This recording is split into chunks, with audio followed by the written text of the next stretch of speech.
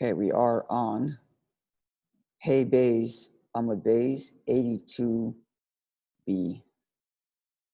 over here. Okay, so we are back to our discussion about pregnant women who have a very strong craving to eat something on Yom Kippur. And as I mentioned in the Mishnah, the law is she's to be given food to eat to the point that her mind is settled and there's no longer a risk to herself or to the unborn child. And it seems that the Gemara compared it to the general law of a woman who craves non-kosher food, in which there are stages. You try first to see if just getting a taste will settle her mind. If not, you go with the gravy, and if not, you go with the actual food. And then if it so needs to be, you ignore the measures that we mentioned, like the minimum measures for culpability. You ignore that and give the woman until her mind is settled. Whereas in the first case, we would try to give her under that amount. Yeah?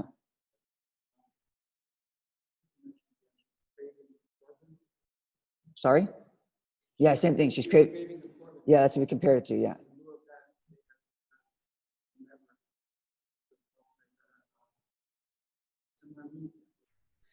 It's an interesting point, and why the Gemara doesn't mention that you should give her a similar meat.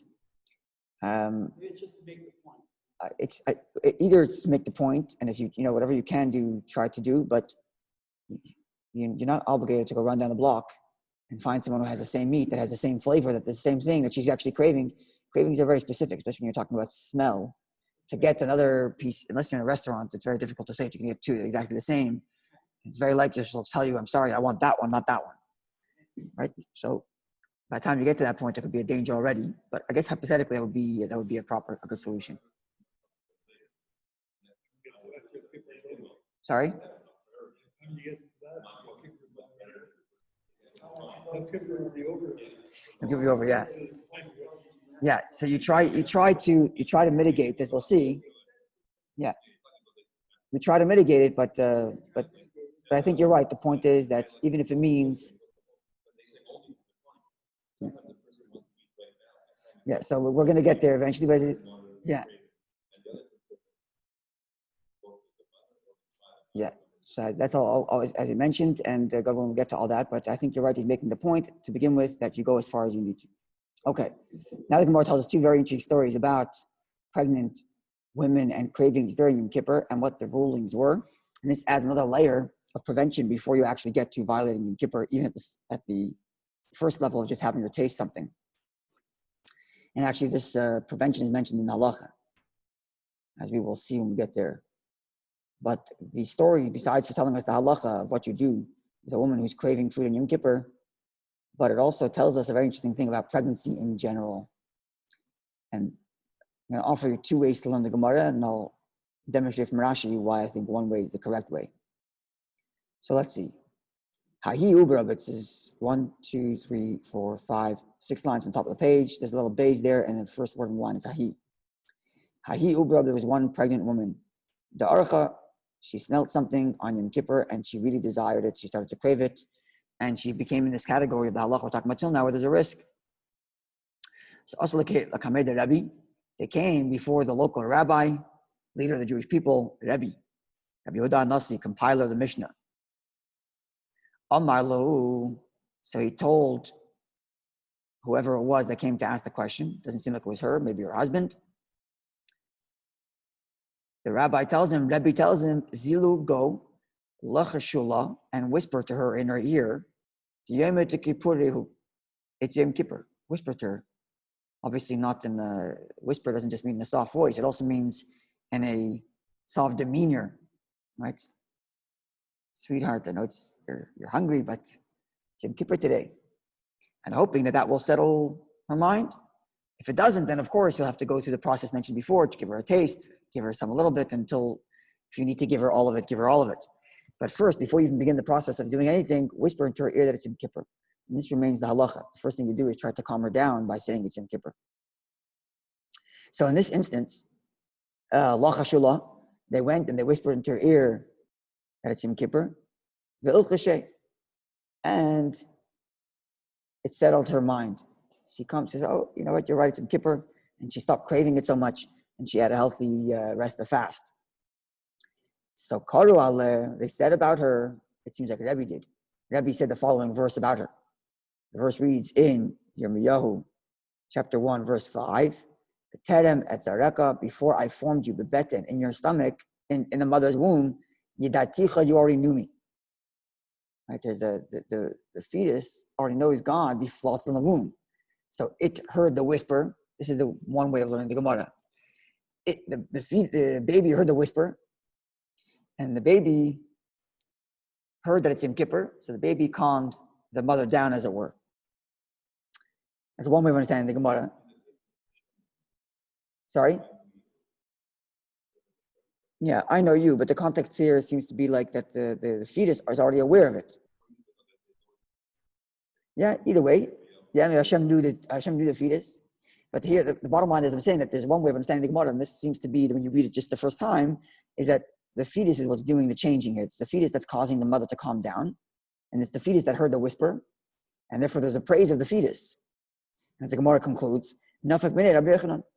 This child that was born became Rabbi Yochanan, the famous Rabbi Yochanan. He's one of the earliest scholars of the Gemara age. In fact, you might even say he's part of the age, the generation of transition between the Mishnaic era and the Amaraic era, the Mishnaic era and the Gemara's era. He studied under Rabbi. He studied under Rabbi Yehuda Anasi, who was the rabbi who told his father, I guess his father maybe, to whisper into his wife's ear to calm her down. And this is of whom they said that even in the womb, he has his connection to Hashem already. And this is Rabbi Yochanan. Huh? They knew. 4 months later, the baby was born. They knew who his name. How do they know the baby, the fetus heard? Okay, so that's a good question. So I'm just saying, reading the Gemara simply, that's the way you'd understand it. If the fetus heard the whisper, you might have understood it this way. The fetus understood the whisper and calmed the mother down, and therefore there's a praise of the fetus. And Rabbi Yochanan is born. But if you look at Rashi carefully, Rashi says like this. Where the Gemara says, V'ilchasha, and they whispered in her, the last Rashi on the left. Now you're looking at Tosfos. Look at the left, the small thing on the left, last one there. V'ilchasha, it's a large Tosfos about our discussion yesterday.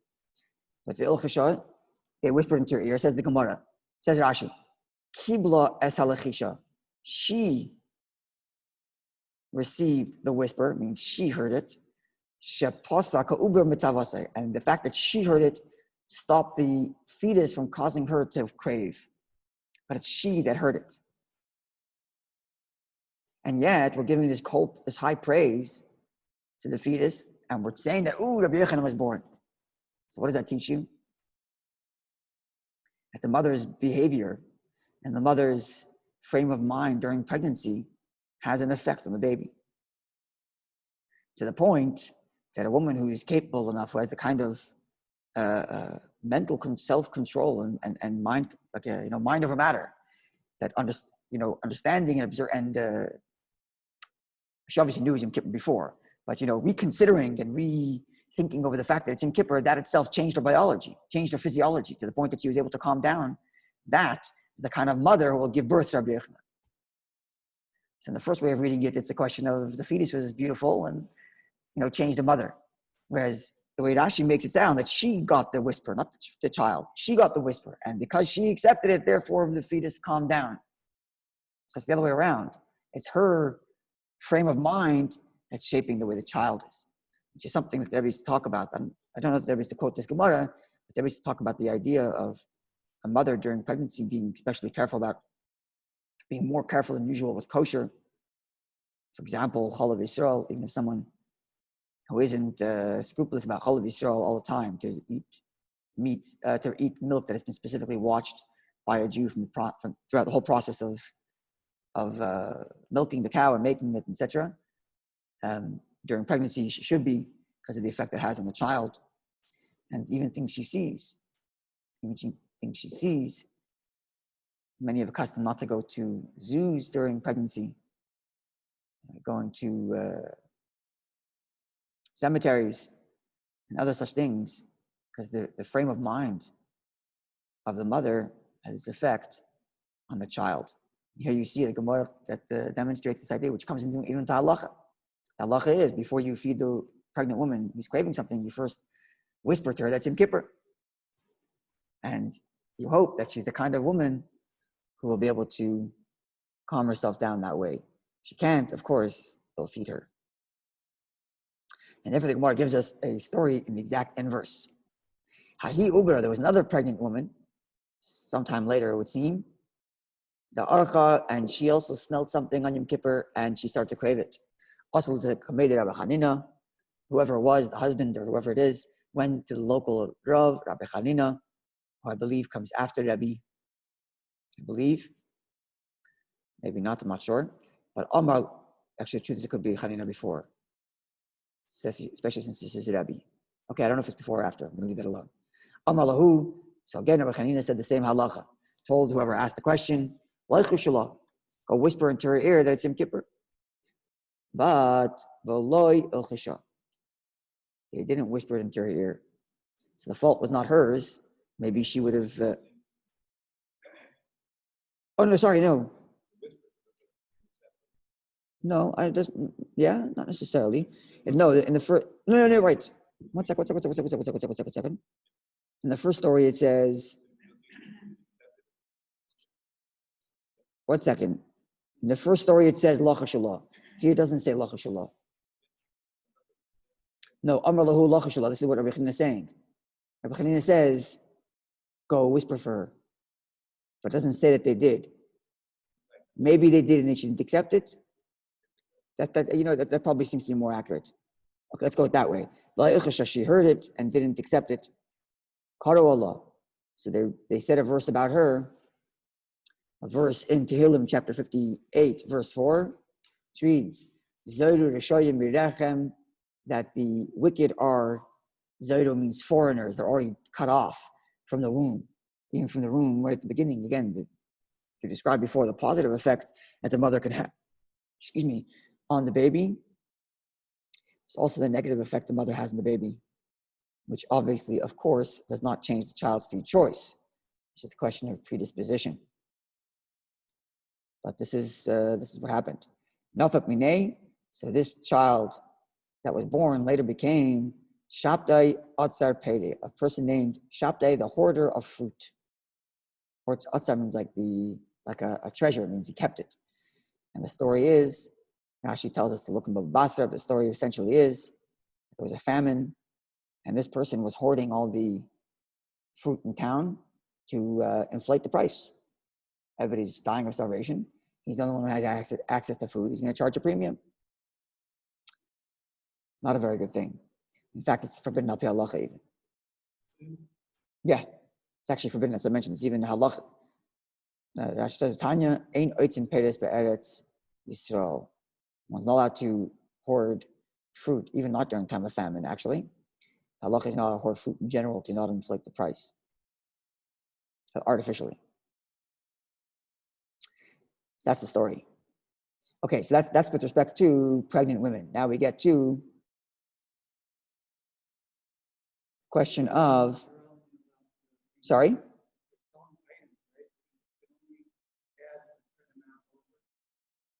Yeah, you only said add a certain amount over the value of what it costs you, yeah. Yeah. Right. He was engaging what we call highway robbery. Okay, so that's with respect to, yeah. Okay, so that's with respect to pregnant women. Now the Gemara begins, it's back to discussion about someone who is sick on Yom Kippur and what is to be done. So as I mentioned, the Mishnah says, as we learned then, we talked about this briefly, but here the Gemara has more elaborate. Second line, top of the page, Pei Gimel Amud Aleph 83a. Chayla, a sick person, is what the Mishnah said. Machilin is fed food in accordance with professionals, plural. So you'd have to have two doctors. If you just read the Mishnah, not read the Gemara, you would assume that you need two doctors before you decide to give a patient food. Because you're going to learn that's not exactly the end of the story. Rabbi Yana elaborates. Chayla, if a sick person, Omer says, Tzarech, I need to eat. I must eat or I'm going to, we'll see in the end. The doctor says, Ein Tzarech, he doesn't need to eat. He's okay. Shaymin L'chayla. We listen to the sick patient rather than the doctor. My time, what's the reason? More quotes a verse. Mishlei, chapter 14, verse 10, which reads, Leiv, a heart, Yodea knows, Maras Nafshai, the stress of himself. In other words, a person truly is the only one who really knows how he's feeling. The doctor can say what they observe, but the person knows what he's feeling. If the person feels like he needs to drink something or he's going to, God forbid, dehydrate, and you give him to drink, even though the doctor says he doesn't need it. Yeah. Yeah. That's what Gemara is saying. Gemara's quoting a verse like that even the doctor says he doesn't need to eat or drink, but he's saying, I need to give him. Sorry? Yeah. The Gemara asks, Pshita, like you're saying, it's so obvious. Obviously, the patient says, I need to eat, or I'm going to, God forbid, and certainly give him food. Gemara says, one second. The reason why we're saying it's not so obvious, and Rabbi Yana has to teach it us, is because one might have thought, doctor knows best. Kamash Balan, no, he doesn't. Patient knows best. All depends on the patient too. Depends on the patients are telling the truth. That's a different story. Yeah, obviously, a person has to be smart about all of this. But if you're talking about a doubt of life, and it's a question of breaking Yom Kippur, not breaking Yom Kippur, break Yom Kippur. If it's a question of giving the person Valium because the patient says, I must have Valium, leave it to the doctor. You're talking about eating and drinking. It's just a question of that. Unless, of course, you know that eating and drinking is going to be unhealthy for the patient, and the patient is suffering from some mental illness that, it's a different story. Okay. Now, what happens? The doctor says, Tzarech, must eat. And the patient says, Ein Tzarech, I don't need to eat. So we just gave all this credence to the patient. Says the Gemara, nope. That's only if the patient says, I want to eat. If the patient says, I don't need to eat. The doctor says he has to eat. Shaymin L'Roifa. You listen to the doctor. It's often the case. Patient goes into delirium and starts, fighting against eating. And you have to make sure they eat. As the Gemara explains, my time, what's the reason? Because some sort of confusion has possessed the patient. Confusion, delirium, especially if a person is going into dehydration. A lot of times it comes along with all kinds of weird thoughts. The patient might think, I'm fine, I'm Superman, I don't need to eat or drink. And the doctor says, eat. You make that guy eat. Even on Yom Kippur, obviously. Okay. Further stated, now we learned like this. But we learned now, so these are the statements of Rabbi Yanai. If the doctor says eat, patient says no, give him food. Patient says eat, doctor says no, give him food. So as long as you have one of the two saying the guy needs to eat or drink, give him food. Now this seems to contradict our Mishnah, which said you have to have two doctors. So therefore, Gemara asked, Tanan, we learned in our Mishnah, a sick person, is given to eat in accordance with the instruction of doctors, plural, al pi bekiyin, which means specifically according to the opinion of two doctors. Yes, that's when we feed him. But al pi atzmai, but if he himself said I need to eat, the implication of our Mishnah would be loy, you don't feed him. Al pi bekiyin, if there's two doctors present to say he has to be fed, yes, then you feed him. Al pi baki echad, but only one doctor, loy, no. That's what the implication of our Mishnah would be, and that seems to contradict Rabbi Yanai. So we have to re-understand our Mishnah and give more context to our Mishnah so that does not contradict Rabbi Yanai's teaching, because Rabbi Yanai's teaching seems to be very reasonable. Rabbi Yanai, who said that either if one doctor or the patient says I need to eat, you give him food, that seems to be much more reasonable than sitting around and waiting for two doctors to arrive. Right? So we have to add context to our Mishnah.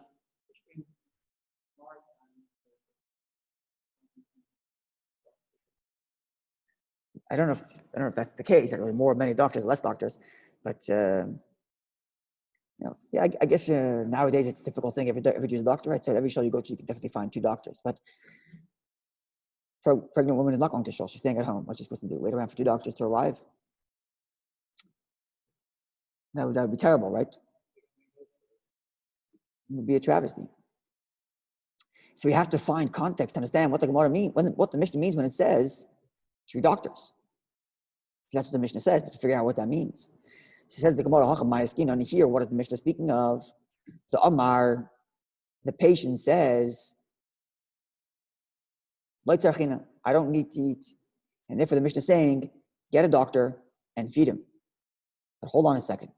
If that's the case, then you only need one doctor. Why two? Says the Gemara, no, like we need it. There's another doctor who says he doesn't need to eat. Omar, which said doesn't need to eat. Then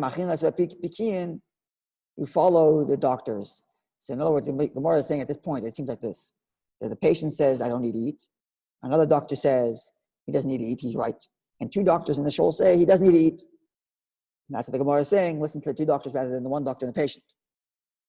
Because it's 2 against 2. One patient, one doctor saying no eating, two doctors saying eating. Says the Gemara, says the Mishnah, give him food. And that's the case of the Mishnah when it says that you need to wait for 2 doctors, plural. Only because there's a doctor and the patient saying he doesn't need to eat. Clear? Following? Says the Gemara, Pshita, that too is obvious. It's 2 against 2. And Suffolk Nefashis. It's a doubt of someone's life. The Suffolk Nefashis, and whenever you have a doubt that might result in loss of life, Lahakal, you go lenient because it's an equal doubt. You have 2 saying, I don't need to eat, doctor and patient. 2 saying he doesn't need to eat, 2 doctors. So 2 against 2. And there's a doubt of life and death situation. Of course, give him food to eat.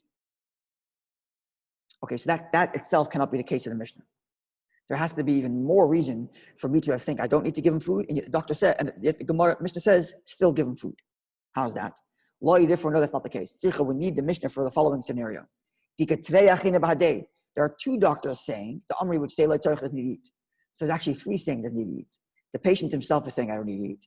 And 2 doctors. And there are 2 doctors then that say, doesn't need to eat. Says the Mishnah, even though you might have thought there's 3 against 2, so follow the 3. Says the Gemara, nope, follow the 2 doctors. What's the logic? Because Afagad the Amar Rav Safra, even though Rav Safra says, Terei Kameya Umeya Katrei. 2 are like 100 and 100 is like 2. What this means is as follows. The Torah says, Al Pishnaim Edim Yakum Davar, that whenever there's an issue in court, most cases, unless the Torah explicitly states otherwise, but generally speaking, the rule is that when there's an issue in court, you must have 2 witnesses to testify about a scenario.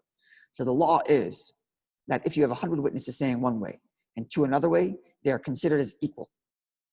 You don't follow the majority. In other words, 2 form, anything over 2 forms a testimony in the singular. So even if you happen to have 100 people saying it, it's still one singular testimony as 2 people. 1 is not a testimony, right? So in other words, 1 is not, you weigh them equally. 100 against 2, you weigh them equally. So because they're both a testimony. That's the way to think about it. That once you hit 2 people, it's a testimony in the singular. Even if you have to pile on 100 people, it's still one singular testimony and therefore they're equal. But then, so that would mean, here you have 2 doctors saying feed him, 3 saying don't feed him, 2 doctors and 1 patient saying I don't need to eat, versus 2 doctors saying yes. Now, if we're going to follow Rabbi Safra's principle that 2 have the same validity as 100, then these 2 against 3 are really just 2 against 2, or 1 testimony against 1 testimony. If that's the case, it seems obvious that you have to feed the person because it's 2 equal positions. That's exactly. It's a stalemate, and you go with the lenient because it's a question of life and death, right? So that would mean it would seem to be. Sorry. He says I don't eat. He says I don't need to eat. The patient says I don't want to eat. So you're not following the patient here. You're following against the patient's will because you want to go lenient to make sure the guy doesn't lose his life. You go lenient. That's right. So it says the Gemara Hani Mili. Now, generally speaking, this is only true. This principle that we take the testimony of 2 people to be even to the testimony of 100 because it's a testimony. Hani Mili is only true the Indian Edus when it comes to verifying a scenario. But when the question comes to not substance, but a question of evaluation. Then you follow opinions. In other words, if the court is inviting doctors to give their professional opinion on a scenario, then it's not a question of how many doctors versus how many doctors. You go by who makes the best logical argument. So when Rabbi Safra says that every testimony is a testimony, whether it's 100, 2, 5, or 5,000, it's one testimony. It's only true when you're talking about testimony to verify an event. But when you're talking about evaluating a situation, then it's nothing to do with how many people come. It has to do with what's the logical presentation and who can make the best argument. Exactly. Corroboration of an event is once you have two. Exactly. So once you have corroboration of an event, this is our legal team here. Once you have a corroboration of an event, two people confirm the event as corroboration is good enough. 100, it doesn't make it any different because you have two people corroborating the event. But when it comes to questions of an expert witness, and it's a question of who can make the best argument, not a question of how many, right? So, and therefore, you go by that which is most logical. And furthermore, this is only true. This is only true when you are talking about the evaluation with regard to a monetary issue. You need an evaluation to know how much that thing costed to make Mr. So-and-so pay Mr. So-and-so for damaging, let's say. Or you need an evaluation of, I don't know, what other examples that she gives there? Now she gives examples.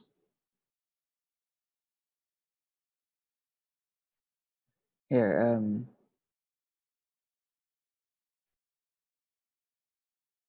yeah. Yeah, yeah. Okay. Basically, you want to evaluate the value of some property. But over here, it's not a question of evaluating money. It's a question of evaluating safek nefashis. It's a question of life and death. And therefore, certainly here, we are not going to say, then we are actually going to uphold the principle and say that 2 against 100 are the same, and therefore go with the doubt. In other words, you might have said like this: because this is a question of evaluation, let's see which of the doctors makes the best argument, instead of saying it's 2 against 2. And if the doctor that says he doesn't need to eat makes the better argument, listen to him. Says the Gemara, no. This idea that for matters of evaluation, we don't go by the numbers, but we go by whom makes the best presentation, that's only with a question of evaluating money, evaluating property, evaluating monetary value. Sorry?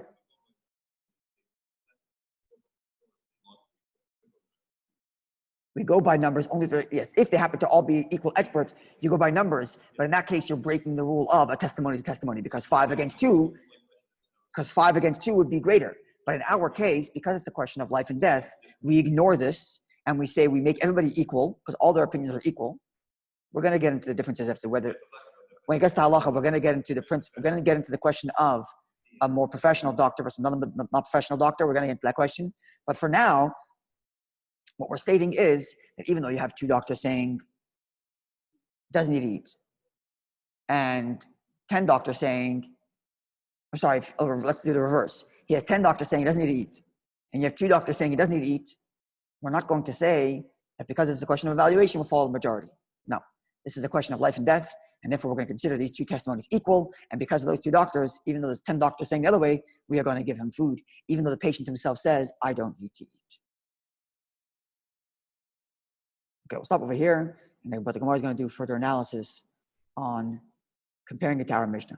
But at this point, what we have is sum up the halachas that we've arrived at is as follows.